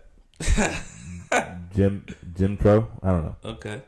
Anyway, I like both, and I do like the Ray Shrimp part as well. Do you have any favorite tracks off this? Bedtime Stories. Bedtime Story? Mm-hmm. That's the only one? Yeah. The only that one? Well, I mean, I ain't hear it, get to hear a lot. Bedtime Story. What was that last one I heard? I like that one. Anti-Social Smokers Club. Yeah. I like those. That's off Slim Jimmy.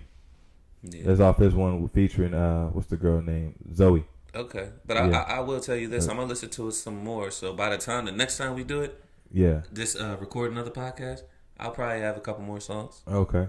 Well, I'm just go through the track list and just give some of the tracks that I thought were really dope. All right.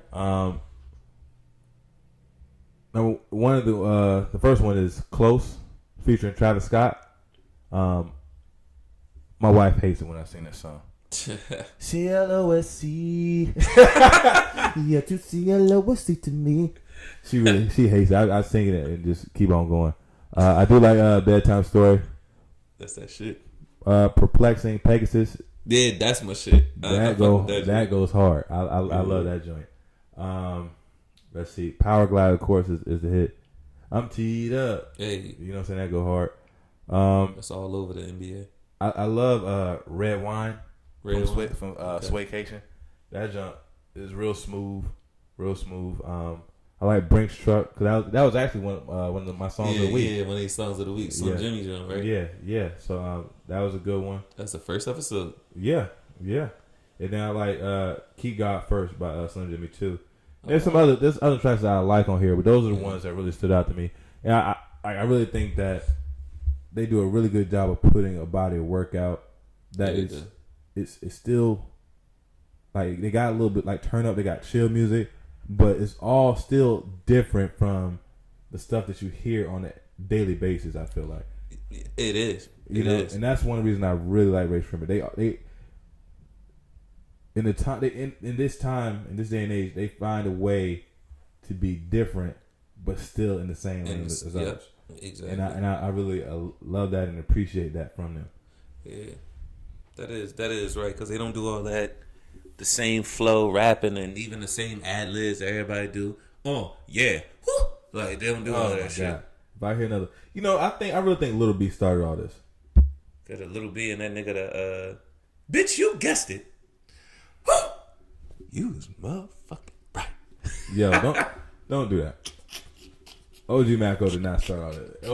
The thing about OG Macko is he can actually rap.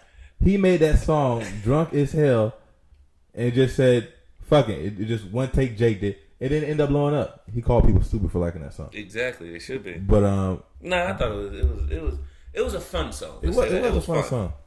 It was still so different that people started banging with it.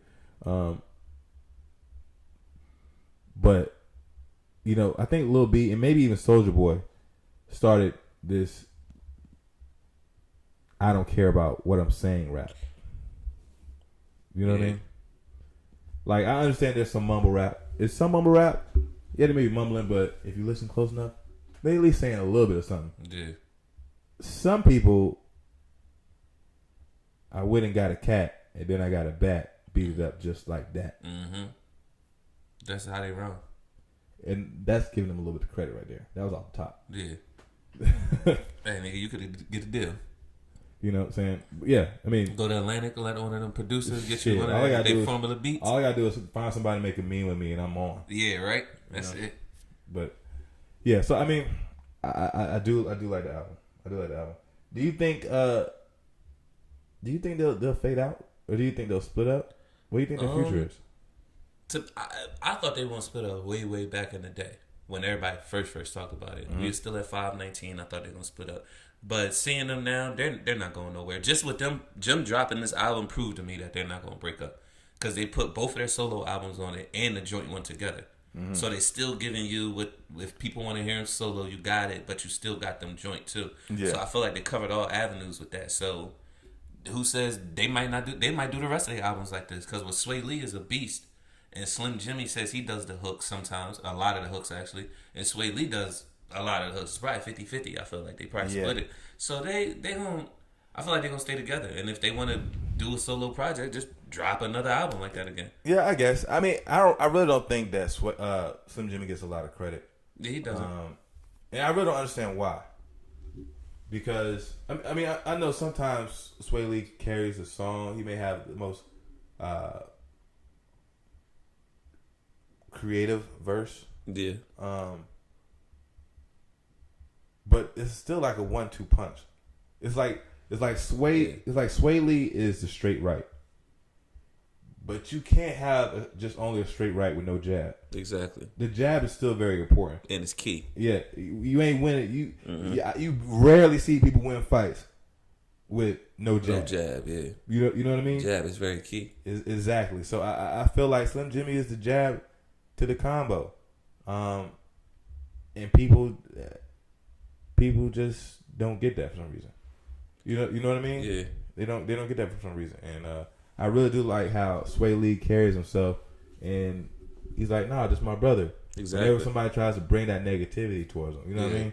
So for Slim Jimmy, that has to be a tough thing to deal with all the time. Yeah, he talked about that on the Breakfast Club. He was talking about how before that kind of got to him, but it's just whatever. Now he over it. And he says that, but it's still we're human, man. Yeah, that shit still got to bother you to some extent. Yeah, that he don't really be getting no credit or whatever. You know? I mean, I wouldn't let that sweat me as long as Sway Lee's know what it is. You know, they cool. They like how I said, they brothers at the end of the day. So that's another reason why I don't think they're gonna break up.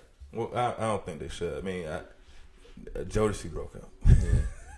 But see, all of them wasn't family though. Only Casey and JoJo. Yeah. They were family, so they still cool. If it was just them two, I don't think they would have broke up. That's my shit right there. That was a great song. I think I'm gonna get married to that song. That's gonna be one of the songs played at my wedding. This young man here. That one and Brian McKnight. Which one? That I forget what that song was. What the song's called? Nah, that the one he was like, I saw heaven. All I wanna see is you. That's my shit. Oh my goodness, that was a good song though. Yeah. That wasn't played at my wedding though. Yeah. You know what our first dance was? I was there. I can't remember. I was pretty drunk. I was pretty lit. It was the Isley Brothers, bro. Yeah, I was lit. Yeah. Living for. Hey. You know? Yeah. That was that jam. But anyway, I give this album give it an 8.5. I can't really rate it yet. I haven't heard enough to give it a rate. But I mean, a little bit of songs that I heard. I mean, maybe an 8. I give it an 8.25. I agree with you on that. I want to listen because it's a 3-disc album too. A lot of songs. I really want to listen to that before I give it a rating. But I can have it by next time we film. Okay. Cool. So off that album, do you have a song of the week? I sure do. What's your song of the week, my brother? My song of the week for this week is actually Tory Lanez. Tory Lanez. Hey. I think it's B.I.D. is the name of the song. B.I.D.? Tell me about it. I haven't heard it. I know you have it. But yeah, B.I.D.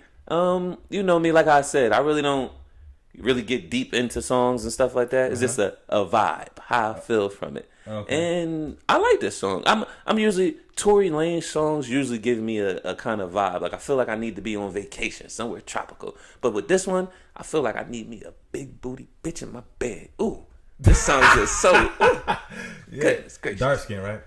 Any skin. Oh, okay, any skin. All right, I hear you. It don't matter. I hear you. Hey, but the blacker the berry, the sweeter the juice.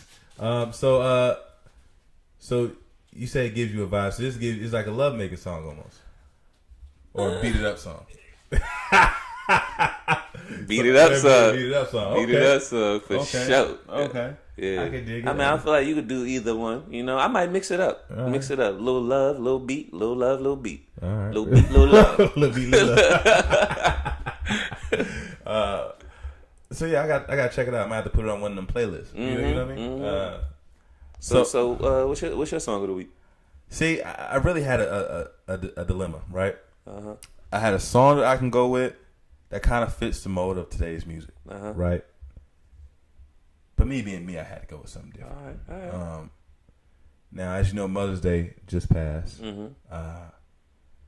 and One of my favorite artists dropped some music. Andre 3000 already. Andre 3000. You already know it. I ain't hear it though. I seen it. I ain't hear it. You know what I mean? And it's almost like the Love Below Andre 3000. It's not Andre rapping. So the name of the song is Me and My. Ah, yeah, I heard. I ain't hear the song. And in quotation is burying my parents or burying your parents. So I think Andre lost both his. By now, he's lost both his parents. And this was a song he probably made like a year ago, but he released it on Mother's Day, and it's really him reflecting on the times when he was a kid and the times they shared. Okay, you know what I mean. So it's a really heartfelt song. It's really, really smooth, but it brings out so much emotion when you really think about it. Because then you start thinking about your family and how it was when you were a kid, and understanding the fact that Father Time is in control of everything, and eventually one day you're gonna have to be in that same situation. Yeah, you know what I mean. So it's a real heartfelt song, and he has like two little verses on it, and then it's him playing the piano for the rest of the song, but it's just so majestic. Okay, yeah, all right. I did listen to some of that. I thought I was just listening to an instrumental version. Well, no, he has another song out that is only instrumental too. Okay, all right. So I'm not sure if you heard it. Yeah, but I definitely encourage people to check it out, especially people who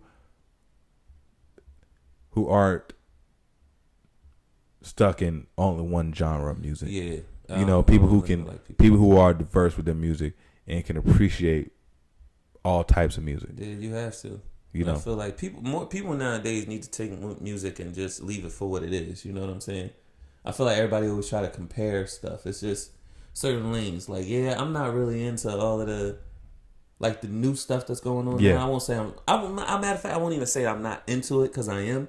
But I know at the end of the day that stuff really has no substance to me. It doesn't, I take it for what it is. It's a party song. Yeah, exactly. So I fuck with it, but it ain't like I know this is the shit. This is my wave. This ain't really what I ain't grow up on this kind of stuff. Yeah, and I think it's not necessarily music you'll go back to. Yeah, it's not stuff I go back to. It's just like it'll have its season. Yeah.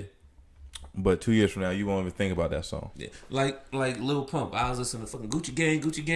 That was my shit. I ain't gonna hold you. Yeah. I don't fucking play that shit no more.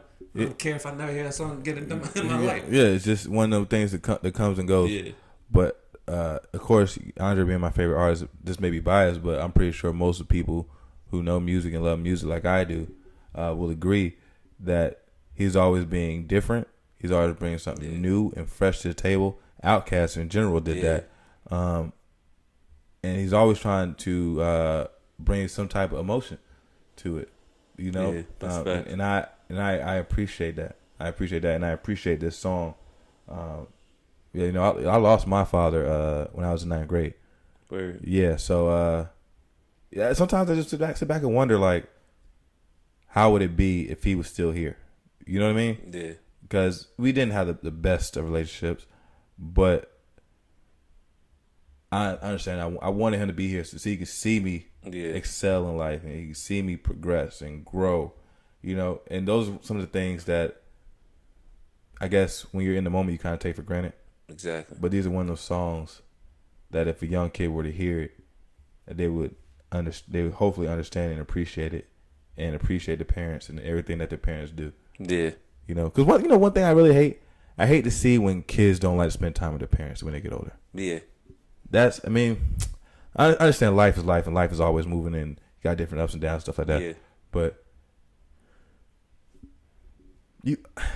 I don't want to say you owe it to your parents. Yeah. Even though you do. Yeah. But you gotta have. I want my kids to know that when I do have kids, I want my kids to know that yes, I'm authoritative, but I do it because I want the best for you. But I want to also be like, I want to go hang out with my dad. Exactly. He's a cool motherfucker. Yeah, that's how I want to do it. You know what I mean?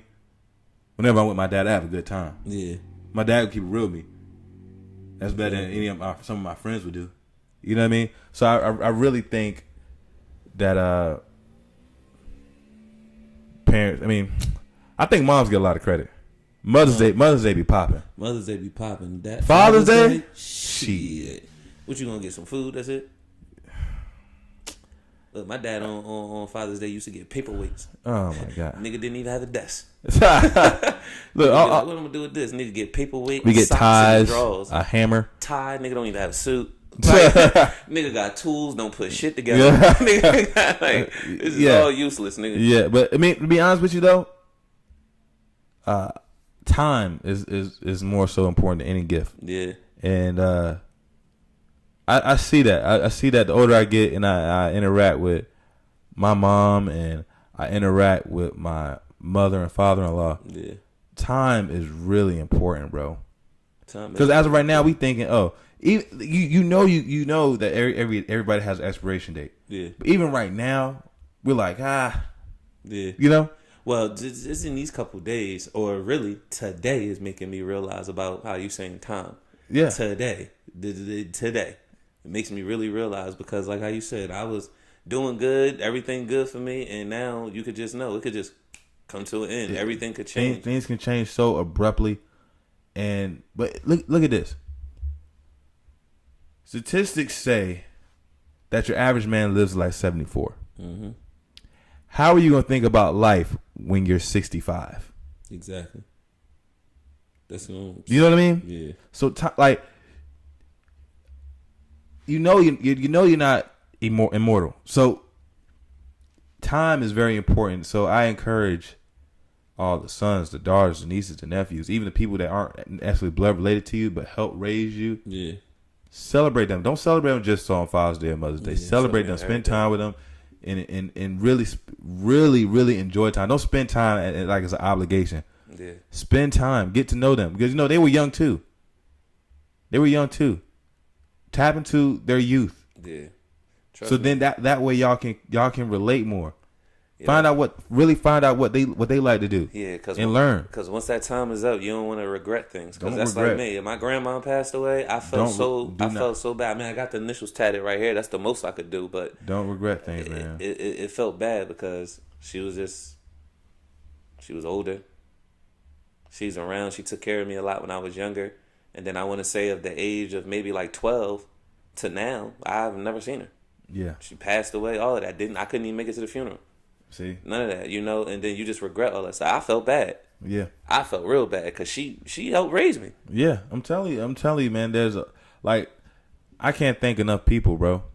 There's a lot of adults that have like paid that have help me become the man I am today. Mm-hmm. A lot of them, and not all of them are related to me. So Yeah.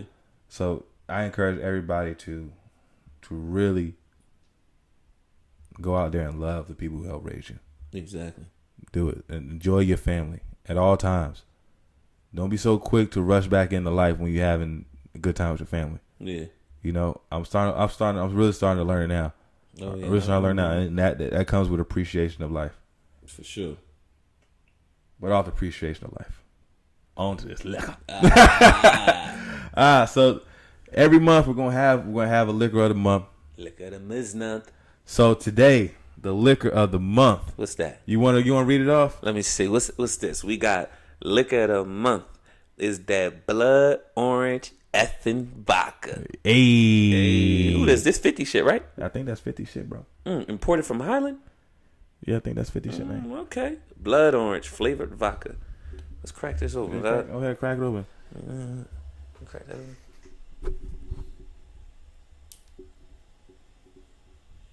Little struggle bus. Oh, yeah, here we go. There we go. Let's get those. Grab them shot glasses. Play it. Yeah, here we go. Put some more? You good? That's good. Right? We good.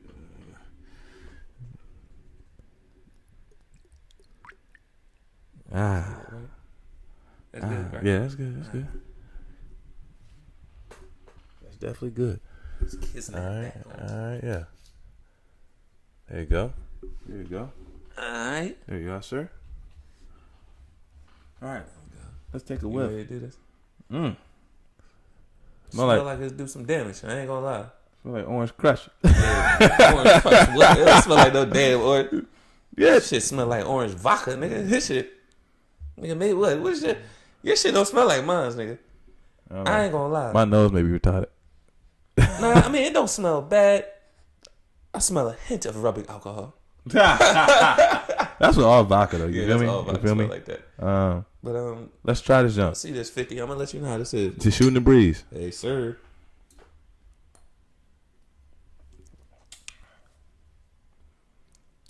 That shit was alright. Yeah, that's smooth. That was smooth. I could taste I feel like I could taste the orange more than I could smell it. To be honest with you. Oh yeah, you put that in some orange soda or something. Yo, it's gonna be dangerous. Woo-wee. Yeah, this is I wouldn't mind that. Woo. I wouldn't mind that. Yeah, that wasn't bad at all. Shit. You know, cream soda. Cream soda. What, boy? That Boy. you get one of them cream sodas that look like a beer that come in a glass bottle. One of them cream sickles or whatever they call it. Boy. What? Crack. Hey, We just found a new drink, dog. Have it. What? A new drink. We just putting y'all on too. I'm trying to do the Missy thing. I'm giving up soda and bread. You see her little meme? She Asian backwards. Yeah. Me and her, we got the same thing. She gave us soda and bread. That's what she did. Yeah, you seen that? You seen the picture, right? Yeah, she gave us soda and bread. That's it. Yeah, that's it. It was on Breakfast Club. They talked about it. What? She only gave us soda and bread. Damn. I guess I gotta get away from this bread. You've been trying, man. I've been trying to, but it's just hard though, bro. It is because it's like bread's everywhere. It's everywhere. It's everywhere. Like yeah, she gave us soda and bread. So yeah, I gotta get like Missy then. Yeah, Fuck that. I gotta get this bread. Fuck this bread shit. Soda. I mean, for real, I really don't drink soda like that except for when. Except for when I'm drinking. Yeah, so I'm gonna just switch that up. You know what I'm gonna get? Get them gin and tonics. We're doing good with that. Hey, we can get that the little waters. Remember the little carbonated waters I used to get? Yeah. They even got an orange kind. That would be 59 cents from Walmart, cuz. all right, we in there. We lit. Hey, but 50, you on something with this effing boy? Yeah, at least it's blood orange. You know, I seen that green apple. I don't know. I ain't a big fan of that green apple. That shit sound like it fuck my stomach up. What shits for days? What? No, but that effing that was good right there. Pretty effing good. Hey, people, try it out. Once you do, leave a comment or something. Let us know what you think. Oh yeah, and again, it's effing vodka, blood orange, right? Blood orange vodka. So go out there and try that. It's very good. Yeah, I like that a lot. Yeah, that wasn't bad at all. So, do you know what time it is? Do you know what time it is? What time is it? Asking for a friend. All right. Hey. Now let's go ahead and tell them what it is, Jeff. All right. Asking for a friend. This episode is. We just want to know. At what age is it okay to start, not making a person wait to have sex? What do you think that's okay? Like, at what age is that okay? When do you think that's okay? See, I don't know, man. That's a very tricky question. Yeah. That's tough. And I'm trying to think, is it the age or is it just a maturity thing? Because, like I said, I used to have like a 2-week rule. Especially if I told you what was up from the jump. Yeah. You know what I mean? We don't need to be kicking it like this if I don't want to take it nowhere. Exactly. You ain't trying to take it nowhere. We don't need to kick it like that. But I mean, to throw a number out there, I would say 25. 25 is when it's okay to just start, I mean, because, even I guess in college you could say you don't have to make somebody wait because college is all wild and anyway. Nah, my girl made me wait when I was fucking with her in college. Yeah. That actually is what made me date her. See, I don't give a fuck about that. That's what made me date her. I was just like, this shit got to be golden. Like, that's what I was thinking. That's a terrible way of thinking. It's not, because I was very right. I mean, but that don't mean it's gold. I mean, in your situation, you may be right. Yeah. But just because somebody make you wait. Yeah, I don't know. mean it's But sunshine. it's just, it makes me feel like she has some kind of. I'm just talking about back then because it's an age limit. But like how you saying, 25. If you making me wait 25, 26, 28, 27, man, niggas is grown. We ain't got no time for that shit. You know what you want. You know if you're attracted to me, I'm attracted to you. At this point, when you get older, I feel like most people, not all, Yeah. are ready to settle down. You know what I mean? So See, it's okay to do things like that. That's just me. here's my thing about settling down. I don't think there's an age to settling down. There is. I feel like people. Well, the only thing is, I feel like women feel like, and I could be wrong, but I'm pretty sure I'm right about this. If I'm wrong, you can tell me I'm wrong, but I'm pretty sure I'm right. That women feel like they have a time limit because of the fertility type of stuff. Maybe back in the day. I think I just feel like they clock is running, so they feel like maybe I should settle down so I can have me some kids. You may be right. You know what I'm saying? But you may be right. so I mean, so it could be different. It could be different. But I think 25. By that time, you should know yourself. And that's what I You know what I mean? You're still gonna be growing. Don't get me wrong. Yeah. But at that point in time, you truly know yourself. So you can really be sure whether or not you want to do something or not. Yeah. You know what I mean? I'm pretty sure in college you can too, but some people are still trying to find themselves in college. Yeah, really. There's so many different influencing factors and things around people in college. You know what I mean? Yeah. You know, some people couldn't stay out past 11 until they got to college. That's crazy. So then once they got to college, they just thought they was at the freaking it. Yeah. And that's still true, not themselves. They're just new to something. Mm-hmm. So I think 25, that gives you enough time to, you experience college, graduate around 21, 22. You get into the real world or whatever the hell you're doing. And you kind of, it may not be all the way established. Yeah. But at this point in time, you kind of know who you are. You kind of know who you are. You know what you want. You know what you're looking for in that relationship. Or even if you're not looking, for sure that you're not looking for anything. Yeah, you feel me? Exactly. Yeah, there you go. I'm glad you even said that. You might even know for sure that you're not even looking for anything. You just want to do your thing. Yeah, and I don't think there's anything at all wrong with that. Yeah, neither do I. I really don't either. I really don't. But when it comes to you say 25? Yeah. I'ma say, cause I'm thinking about the girls I dealt with. I'ma say like 30, nigga. 30. Most of the women I mess with that were 30 and up, they usually don't. They ain't even trying to wait. They trying to get it in. Because they already know what they want. They'll even say, I'm too old to be making, people wait for other shit. I think girls sometimes are still in their 20s. They don't know. Some of them, it's a film line, 50-50. Some of them make you wait, some of them won't. Okay, so kind of on the same topic of this question, do you think women are perceived differently if they don't make a guy wait? That's why I think the age kicks in. Like, if she real young and she'll make you wait, then they still in they fun phase. You know what I mean? Like, I feel like, say you fuck a girl 21, 23, 24, I think that's still like your fun phase.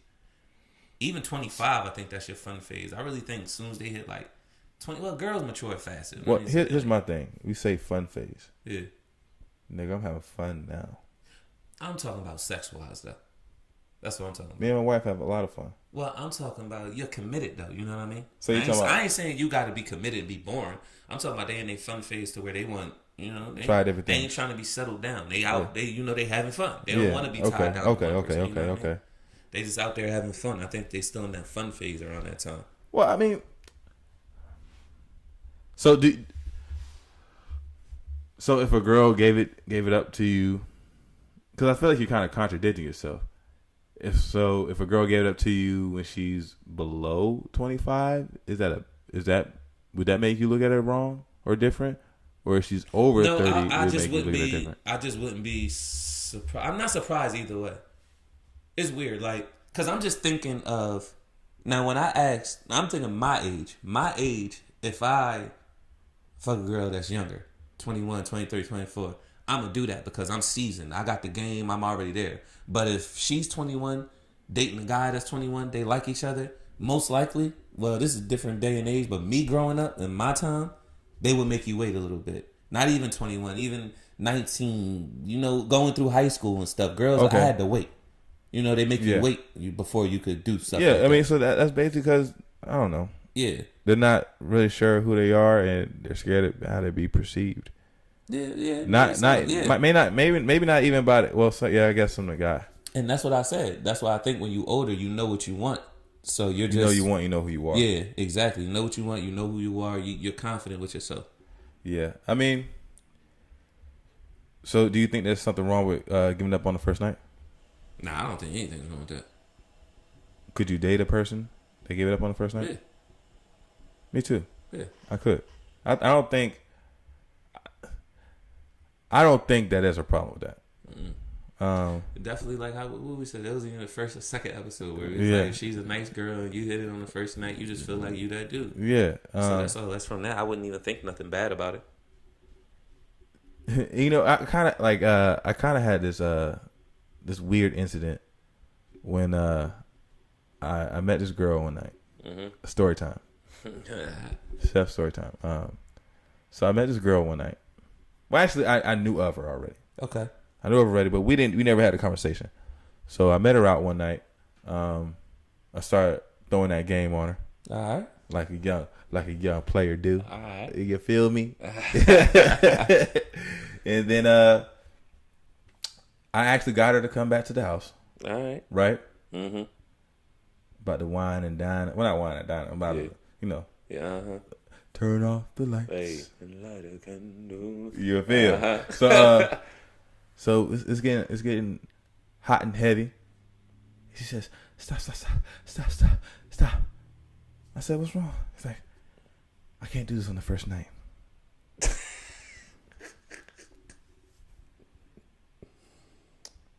And I'm like, "All right, I respect that." I mean, first off, I ain't ever tripping. You know what I'm saying? Yeah, exactly. So I'm like, all right, cool.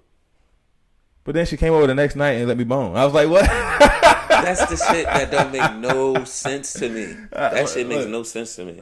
Look, I was like, all right, well. They don't want you to get it the first night, but then the second time you can get it. Hey, you just gave it to me first. What the fuck is the difference? That's the shit right there that would just make me mad. It don't make me mad, man. That shit would be just dumb to me. Well, see, here's the thing. You as a guy, we really don't understand why they're doing that.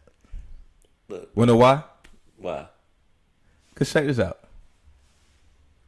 Do we care about how our pubic hair look? Hell no. Women do. Well, I got good hair, so my shit good everywhere. But some girls think a guy with judgment, they got a little hair down there. It's not trimmed and tightened up the right way, or bald, however girls like it. You know what I'm saying? So for girls, they I feel like they want to make sure everything's right for a first impression. So that could be the reason more so. That could be. You know what I mean? Probably wasn't even. They probably stepped out the house like, oh, it's gonna be a regular night. I'm not gonna run to that young chef guy. You know what I mean? Hey, girls, you better come out prepared for anything. Prepared. You're single, you better be prepared. Prepared. Cause you remember one time, a while back. I think it was when I first moved out here. I think 519. We went out, brought those girls back. One girl filling all on my beard, everything like that. Talking about the girl that I had brought back, she fucking, what was that shit? She kept like rubbing on my beard, fucking kissing on me, all that shit. We go in my bed, and then as soon as we get in there, she's like, "Nah, I don't want to do nothing." Huh? But all night, all over me, kissing me, palming ass, all of that shit. And then it's like nothing. Like just all of a sudden, we just in my bed. And then now, just, oh, I don't want to do nothing. Man, I turned around, went to sleep. I don't remember this. This was you and Dodie? No, Dodie wasn't even living here yet. So who was it? It was just me. Oh. You said we, though. Well, no, we went out. Oh, okay. But I brought that girl back. She was the girl. She was driving that Mercedes thing. Not Mercedes, BMW. I remember you telling me about this. Yeah. I did think. Look, y'all were flirting hella Yeah. crazy. Yeah, like crazy. Hella like crazy. Crazy. You know. Now, what I will say is, girls, y'all gotta stop doing that now. I understand you get hot, you get bothered. Yeah. But you gotta control yourself. And don't even lead a guy. Like, what purpose is it to come over a man's house 3-4 o'clock in the morning? Well, I don't get the purpose if you just trying to go to sleep. I don't get it. It's throwing me all the rhythm, everything going down. And what was the point? She could have went home. Yeah. I could have went home. Yeah. Could have went our separate ways. Could have just exchanged phone numbers. Yeah. What the hell you coming over for in a freakum dress with no panties on under it, no nothing. Got a fat ass. Been feeling on it all night. Kissing all night. Then you get in my bed and say, oh, what? I don't even know what the fuck she said. She said something. I forget what the fuck she said. I think I remember you telling me this story. Yeah. I just remember I was heated, boy. I wasn't like heated. I was more annoyed. I was like, what? I turned my ass around. She trying to cuddle and shit. What? I ain't trying to cuddle. Here's the thing. I'm fucking grown. Here's the thing. I think that women should know, if you do that, and you do that because I really like him, I didn't want to go home, he's not gonna like you. Yeah, exactly. He's not gonna like you once you play with his head. Yeah, that's both what I'm of saying. them. Because that's exactly what I'm thinking straight from the gate. Oh, you be playing games. I'm cool with this. It's going. I'm telling you, you might as well just go. If you don't want to do nothing like that, the best thing to do is just go home. Just go home. Could have Just perfectly go been home. fine with going home. You know what I mean? Don't even put yourself in a situation. Be smart. Love yourself. Treat yourself. And I'm 1,000% sure she asked me to come to the crib. I don't never ask no girl to come back to the crib. I don't be doing that shit. You never asked a girl to come back to the crib? Not the first night when I bag her. Oh, okay, word. Yeah, word. not the first. I feel like that just make me look like a horny ass, creep ass nigga. So yeah. I don't ever do that. Not the first night. I respect that. Yeah, I respect that. not at all. You know, hey. So I'm thinking definitely if you coming back to my crib on the first night and then you inviting yourself, oh, I'm getting the draws. That's what I'm thinking. Yeah, I think you want to do something. Yeah, I'm thinking you want to do something. What a disappointment. What a letdown. Yeah. I understand you being upset. I'd be upset too.